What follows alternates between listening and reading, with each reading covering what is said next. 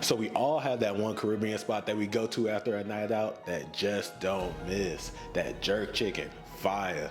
That oxtail is delicious. But it's something about that curry goat that just hits differently, okay? And that's what we're gonna make today. First things first, if you're wondering where I got the goat meat from, I found it at the local halal market down the street from where I live. Now you may have trouble finding one in smaller cities, however you can still use this recipe, just substitute the goat for chicken and you will still have a great date night meal. Now to get these seasoned, we're gonna start off with the non-negotiables. You're gonna need garlic powder, onion powder, and black pepper. I also added some cayenne for a little extra spice, and just like they say, if you ain't sneezing, it ain't seasoned. But please make sure you wash your hands. Here's where it gets interesting. We're gonna add some allspice and green seasoning to the mix. These give the dish a Caribbean kick that it needs to be really flavorful and aromatic.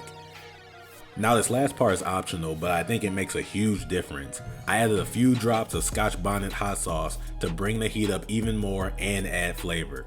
As you'll see later in the video, we had to replace the Scotch Bonnet peppers with habaneros because the store was all out. This sauce makes for a great substitution and it goes great on everything, to be honest. Now it's time to prep our veggies. And before y'all come for me in the comments, I know my knife skills could use some work. I haven't chopped off a finger yet though, so I think I'm doing pretty good for myself. Either way, get an onion, a green and red bell pepper, and 2 medium white potatoes. How large you cut them is up to you, but I prefer smaller pieces so that they don't distract from the main attraction. If you've enjoyed the video so far, please leave a like and don't forget to check me out on TikTok and Instagram. I really appreciate it. Now, let's get cooking.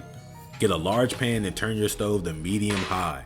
We're not making fried goat, so get just enough oil in there to coat the bottom. Now this might be the most important step in the whole recipe. You're gonna pour in a good amount of curry powder and let it cook there by itself for a minute or two. It should darken a little and become very fragrant. Once that happens, it's time to add the goat. At this point, you might want to turn the flame down a little bit so we don't burn anything. This dish in particular is a marathon, not a sprint.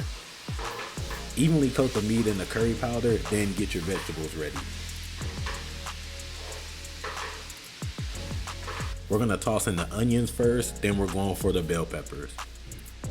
Continue to stir as you add the ingredients. This will make sure everything cooks evenly and tastes consistent.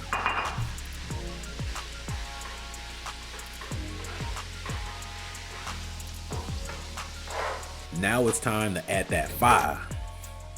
But for real, add 1/2 of a Scotch Bonnet or habanero pepper to the pot. Just a heads up, this whole thing will take about an hour to make, so don't wait until the last minute to start. As you can see, it's starting to look good already. However, we still need to make it tender. That's when you're gonna add in about a cup of water, stir, and then close the lid. After about 30 or 40 minutes, this is what it should look like.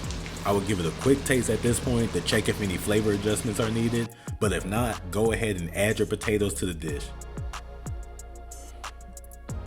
We're gonna mix everything one more time and cover for another 30 minutes or until completely tender. And there you have it, delicious curry goat. Put that over some rice and give yourself a pat on the back for this great meal you made.